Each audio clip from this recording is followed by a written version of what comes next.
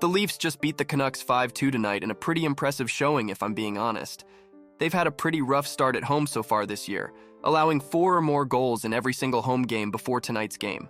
So this was a really impressive showing, especially given how red-hot the Canucks had been coming into this game.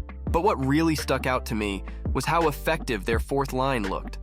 All 3 forwards made a mark on the score sheet, with McMahon and Gregor putting up 2 points each, and David Kampf picking up a goal as well. This is very different than the fourth line the Leafs have been icing so far this season, as it was missing one of their big off-season signings.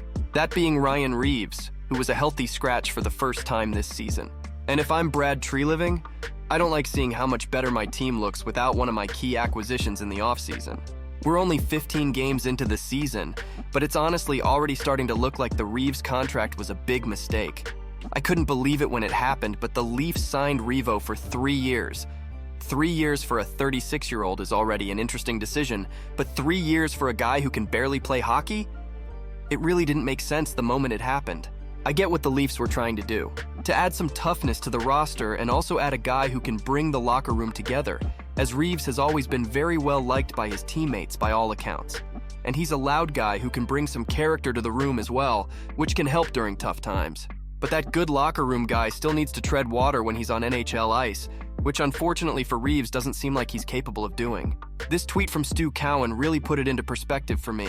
In 14 games, Reaves has put up 0 goals, 0 assists, 12 penalty minutes, 0 goals scored with him on the ice at even strength, and a whopping 11 goals scored against. That's not just bad, that's unrosterable levels of bad. And this doesn't seem like it's an anomaly either. Look at this stat sheet comparing his stint with the Rangers last year and his first 14 games with the Leafs so far. The similarities are hard to ignore. This is just who he is at this point of his career, unfortunately. And honestly, benching him tonight looked like a great move. The Leafs looked crisp. They were able to roll all 4 lines without being punished for it. It looked like a complete game by them. But what do you do if you're the Leafs GM? Are you okay with him just taking up dead cap space for the next 3 years? Do you try to bury him in the minors? I'd love to know what you think. But Reaves isn't the only offseason signing that hasn't been panning out, and for some, this guy might be considered an even bigger issue for the Leafs this season. I'm talking about John Klingberg. Klingberg signed a 1-year deal worth $4 million with the Leafs, and on paper, it looked like a great signing. The Leafs were thin on the right side, and there's always been a question mark around how good the Leafs' power play could look with a righty quarterbacking it instead of a lefty like Morgan Riley. But it really hasn't looked great so far. Klingberg's defensive play has been not so great to say the least. Like this play against Ottawa a couple of nights ago.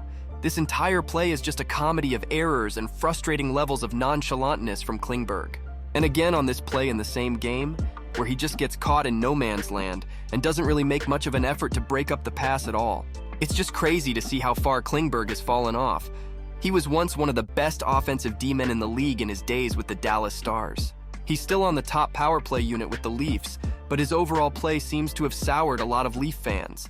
I don't know why the Klingberg's getting 24 minutes. This guy stinks. The defense is shit. Absolute shit, man. John Klingberg is the biggest joke. He's on the peeper, does nothing. 5-on-5 does nothing, just turns it over. Those are some pretty passionate words. He feels like one of those guys that will probably get stapled to the bench when it comes to key games, or even playoff games, because the coach can't trust him on both ends of the ice.